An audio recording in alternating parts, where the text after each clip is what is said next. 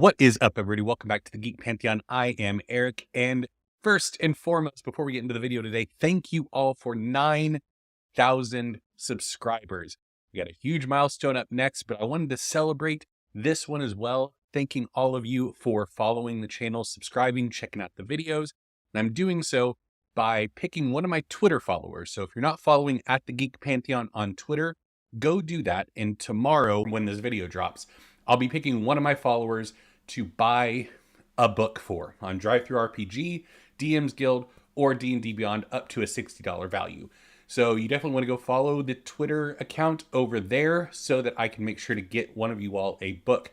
You may be asking why I'm making people go to Twitter. It's just easier. People can subscribe to YouTube channels privately. So there's people that are subscribed to the channel that I can't see. Whereas with Twitter, even if your account's private, I can still see that you follow.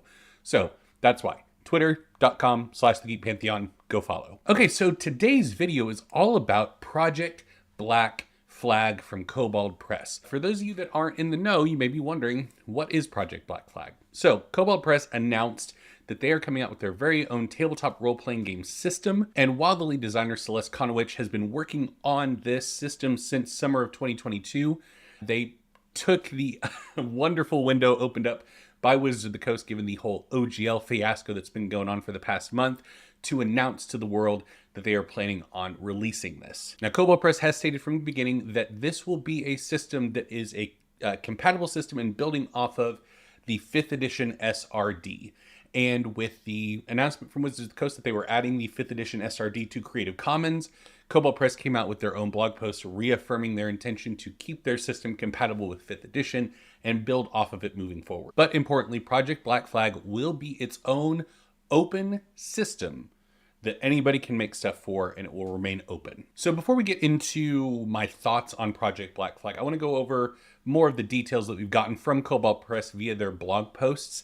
If you don't know, every Friday they are releasing a blog post on their website, releasing more information about Project Black Flag. So I want to go over what we know so far, and then I'll give my thoughts on the announcement and what we know up to this point. So what can we expect? The team has already announced that we are going to be starting off the core monster book and a player's book. Those two books will comprise the open aspect of the system up to this point.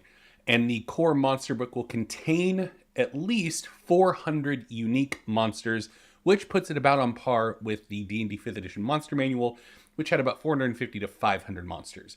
And all the monsters in the Project Black Flag core monster rulebook will be fully illustrated. The system will maintain the use of the standard dice system of D4 through D20 and will largely be fully in line with 5th edition's core mechanics. However, they have announced some changes to the system, talents and backgrounds. They are introducing a new talent system to allow players to fully customize their characters, as well as lineage and heritage. During character creation, you'll be picking lineage, which represents your biological background, and heritage, which is your cultural, societal background.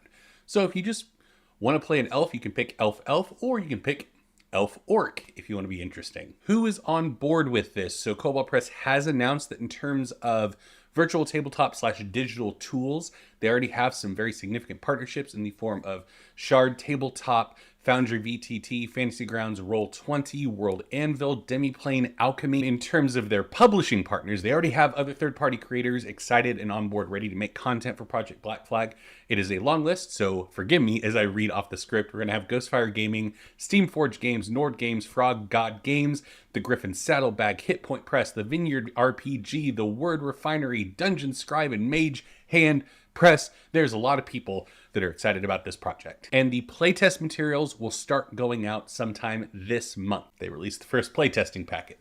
So I'm recording the extension of the original video now, going over what we know from the first playtesting packet that they've released for Project Black Flag, or as it's referenced in the document, Core Fantasy Role-Playing. Obviously, they're still workshopping the title, so they have a placeholder in the playtest packet. So largely, it goes through the character creation flow, all the choices that you're going to be making as you're creating your character. And this is really ripped from whatever documentation they have for the actual book, because it references chapters later on and things like that for picking a class and those type of things. So this is just a small chunk of the early points of the book. One thing that we did learn early on that's not even really part of this flow is that this document does confirm we are also getting a Game Master's Guide from Kobold Press for this system. That hadn't previously been announced. I didn't reference it earlier in the video, so good to know. Now, we do know that this is going to be built off of 5th edition, so I'm not going to get into all of the, oh, this is going to be the same, this is going to be the same, because most things are going to be very similar. Proficiency bonuses are sticking around. The strength, dexterity, constitution, intelligence, wisdom, charisma all staying the same. So I'm not going to get into everything that's staying the same. I want to highlight what they are changing about 5th edition for Project Black Flag. So the first big thing that I referenced earlier in the video is lineages and heritages. We actually have what those look like now, at least in their initial playtest form. So I wanted to go a bit deeper into them. So this looks to be largely the same as the race sub-race system from 5th edition, except they have moved a lot of the racial stuff into heritages and kept lineages to just rate of age, speed, size, and then it seems to be one additional element. We got the dwarf, elf, and human in this packet, and the elves and dwarves both have night vision, but the humans don't. So they get a quality called ambitious, where they get to pick some additional stuff, which is an additional proficiency and additional talent.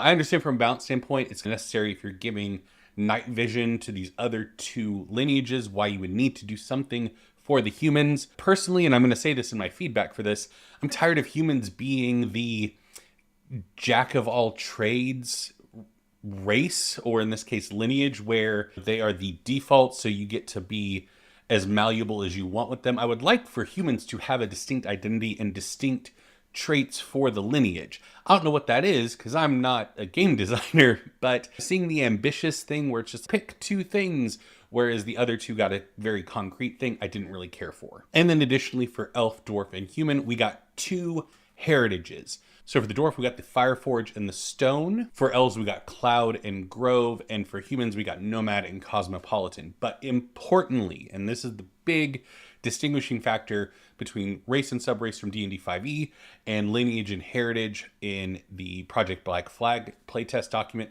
is that all of the heritages are open for any of the lineages. So while the dwarf has the Fireforge and the Stone listed under it, because those are recommended if you're wanting to play a traditional dwarf, you could do a Fireforged elf, or you could do a Grove Heritage human, or you could do a nomadic dwarf. You could interchange all of these and they're compatible with each other, which is a very elegant system and a very good way to do this, I feel like, because all of the cultural aspects of what you would think of as a dwarf lie in the heritages. And so if you want to make an elf that was raised by dwarves, and so they're good at the forge, they're friendly with elementals, all this kind of stuff, then you can pick that. Additionally, this playtest document is full of recommendations. So when you pick the Cloud Heritage for the elf heritage type underneath their lineage, it talks about you get to learn 2 new languages. You speak common and 2 languages in addition to those. And you get to pick them, but it says typically you would speak Elven and Draconic, because this is a elf heritage. But if you want to say in your world that the dwarves are actually match more of what the Cloud Heritage personifies, then you can do that. And then you can pick dwarf and draconic or whatever you want. So I really like this. It's a really elegant solution. And then the other big thing that we got in this document that is a huge distinction from 5e are the talents, which are tied to your background choice. When you pick a background, you get a few different options for which talent you're going to pick. Now, it does say early in the document that this character creation flow is compatible with 5th edition characters. So if I wanted to make a fighter using these rules, I could play alongside a 5th edition fighter. It's just these characters are going to be slightly more powerful because of the talent. So you would want to give a 5th edition character a free feat on top of the normal character creation flow to make them compatible with each other in terms of power level. Very similar to the Dragonlance campaign where they recommended giving all first level characters an extra feat. So yeah, it seems like these characters are going to be the same level as the Dragonlance campaign character. And we got 10 talents in this document. I'm going to briefly go over all of them. First one is combat casting, which is so much better than Warcaster. In Kyber Shards, the actual play that I play in over on the Laughing Tree channel, I have the Warcaster feat, and I would rather have Combat Caster. Because for those of you that don't know, Warcaster, just off the top of my head, I have advantage on concentration check saving throws, And when I get an opportunity attack, I can substitute a spell that targets a creature. I can't use one that targets multiple creatures instead of a melee attack. Combat Caster, any concentration checks where the DC is lower than your spell save DC, you pass. That's awesome. And makes sense. Your ability is of a certain level to where, yeah, you know how to concentrate against minor things. It's just when you really get hit that you're in danger. So I really like that. It may be pretty powerful, but I like it. Additionally, when a hostile creature enters 5 feet of you or would trigger an opportunity attack, you can use your reaction to cast a cantrip. With the Warcaster, you can cast higher level spells, which can sometimes be pretty potent. But I like the utility of the cantrip because I could do something that's not damaging, which could be interesting. Oh, and the other thing with Warcaster is being able to do somatic stuff while holding a shield and things like that, which this also has. You can use a shield or a melee weapon as a arcane focus, which is really cool. And then you can also cast spells using your hands while holding them. So really like that. Elemental Savant allows you to pick a certain type of damage, lightning, fire, cold, etc. And when you are casting a spell that deals damage, you can decide to convert the damage of that spell to the damage of that you chose when you took this. And additionally, and this is what's really cool, when you're casting a spell that deals the damage type that you picked when you took this talent, not one that you converted, but a spell that is naturally that. So if I'm changing chill touch to fire damage, this wouldn't apply, but if I'm casting fire bolt, it would. When you roll a 1 on the damage die, you get to re-roll it. And you can take that talent more than once, so you could really get a wide array of damage types. Mental Fortitude, when you fail an Intelligence, Wisdom, or Charisma saving throw, you can choose to re-roll the save and take the second result instead.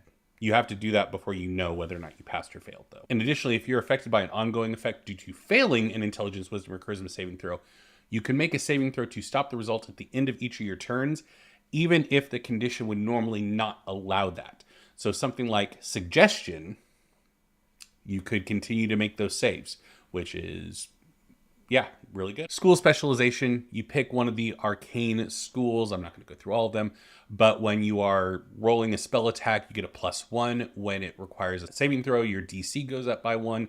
And if you're using a spell book, you reduce the gold in time by half to copy those spells. Armor Training, if you're not proficient in armor, you get proficient in light armor. If you're proficient in light armor, you get medium, medium to heavy, and you can take this more than once. So you could build up to get proficiency with heavy armor. Speaking of proficiency with heavy armor, Armored Combatant you have to be proficient with heavy armor, and if you're wearing armor, you add a +1 to your AC, and any damage you take from piercing, slashing, or bludgeoning from non-magical sources is reduced by your proficiency bonus. I like this a lot. I like armor reducing damage. Combat Conditioning. Initially, it's your HP maximum is increased by 2 for every level that you currently have when you take this talent. But then, moving forward, you don't get a +2 when you roll damage in further levels. You increase the dice size by 1. So a wizard would go from a D6 to a D8. Yeah, I really like this talent. I think it's much better than a flat increase to your HP by bumping up that die by 1. Allows for characters to feel beefier. And if I wanted to create a Blade Singer wizard, this would be an obvious talent to take because I'm going to be in the fracas. I'm going to be fighting. So it makes sense to take a talent that's going to increase my longevity in battle. I love this. Hand to Hand is the last martial talent. You are proficient with unarmed strikes. Additionally, if you are a medium-sized creature, your unarmed strikes deal bludgeoning damage equal to 1d6 plus your strength modifier. If you are a small creature, it's 1d4 plus your strength modifier. And you have advantage on ability checks relating to grappling. I don't like the second component of this. I get that character choices to make a difference, but I've never really been a big fan of penalizing people that wanted to play small creatures because they don't get a whole lot of advantages. So I don't really like that. I would just make it 1d6 plus strength. But other than that, I really like this talent. Last two are what's called technical talents. So these fall outside of the purview of magic and martial. They're not combat related. So the first one is Polyglot, where you learn 3 new languages. And then you also have an advantage on ability checks related to interacting with creatures whose primary language is one of those 3 languages, as long as they're non-hostile. And then when you make an ability check related to understanding a language that you don't know, you get to add your proficiency bonus to that roll. And if for some reason you already have your proficiency bonus on that roll, then you get to double your proficiency bonus, gaining expertise on the roll. And then trade skills. This is where you get a job with your talent. Firstly, you gain proficiency in 1 skill and 1 tool or vehicle related to your job. Or alternatively, you can select 2 tools or 2 vehicles, or I think 1 tool and 1 vehicle. Yeah, 2 types of tools or vehicles. You can't do 2 skills though, importantly. And then additionally, you can spend a day plying your trade and expect to be paid 2 gold pieces or the equivalent amount of goods for your efforts. So you get a day job. And you can select this one more than once to get more jobs if you really want to be on that hustle. And that's what we've got from the first playtest packet. It's 12 pages in length. There's a lot of really great stuff in here and how they are approaching character creation, but I didn't want to get into all the mechanics because they are largely same as 5th edition, just with a little bit of change in the way they speak about these things. But the heritage lineage system and the talents, I really like all the talents that they have put forth, with a couple of exceptions that I'd spoken about before that I would tweak. But overall, great job. Really looking forward to learning more about Project Black Flag. And now I'm going to cut back to myself for the rest of the video. That is what we know. We don't know a ton yet, except that it is a 5th edition compatible system with the things that I just highlighted. So now I want to get to why I'm excited about Project Black Flag. The tabletop community right now is probably the most exciting it's been in a long time in the wake of the OGL fiasco. You have players like me trying out brand new RPG systems that we hadn't tried before, and countless additional indie developers, including Kobold Press, developing new tabletop role-playing game systems for the community. I imagine the conversations going on right now are very similar to what we had in game shops all over the world when 4th edition was ramping up and we had the whole GSL fiasco that happened where they tried to stop the OGL from functioning as it had before. And that situation saw an indie developer become one of WotC's biggest competitors, Paizo, with Pathfinder, where they took the beloved 3.5 edition of D&D and continued on while WotC went in a different direction. It seems to me that in the current climate, we're about to see an indie developer, Kobold Press, become a big competitor to WotC by taking the beloved 5th edition of D&D and continuing it on while WotC goes in a different direction. And I say this from what I feel like is a very informed stance, in that for the past few years especially, it seems like the lifeblood of the 5th edition system has been in the hands of third-party developers and less in the hands of WotC. First-party content from Wizards of the Coast has aired on the side of adventures for quite a while now. We've only had 2 honest-to-goodness rules supplement books released, Xanathar's and Tasha's. That's it. We've had 4 monster-heavy books that have had some character options in that, like Volos or Fizzbands, and then 8 campaign-setting books coming out. I know Spelljammer was a bundle, but it was 3 books separated out. Eberron, Ravnica, which have some player character options. A lot of lore stuff goes into those and takes up valuable real estate in a printed book, unlike Xanathar's and Tasha's, which is dedicated to rules supplementation. Meanwhile, we've had 20 adventure-based books over the entire life cycle of D&D 5th edition. That is 10 times the number of adventures instead of rules supplements, where we can flesh out the rules, get new character options. And I know that the adventures have sprinklings of those things as well. The Dragonlance book had a subclass and some feats in it. Spelljammer had some player races, but nothing compared to what we got out of Tasha's and Xanathar's. Whereas you look at developers like Kobold Press, MCDM, Ghostfire Gaming, and all the other ones. Those are the ones that I primarily read and consumed. And you have these companies building on the rules of D&D in big ways, introducing brand new subclasses, new races, new character options, feats, all these things, while WotC is focused on creating adventures. So when it comes to innovation and making the 5th edition system better, I'm more inclined to trust a company like Kobold Press because they have shown the desire, willingness, and ability to do it consistently well. Like the recently released Book of Ebon Tides that has over 50 new spells, 16 races and subraces, 10 subclasses, 80 magic items, and that's not even counting all the stuff for GMs in the form of monsters and lore. Like I said before, playtesting on Project Black Flag starts this month, and I intend to cover it in some capacity because I'm really excited about the project and I want to see what it looks like once it begins actually getting fleshed out. And you can go sign up for playtesting yourself over on Kobold Press's website. If you're someone who loves 5th edition and wants to continue playing it, but you haven't really looked at these third-party developers,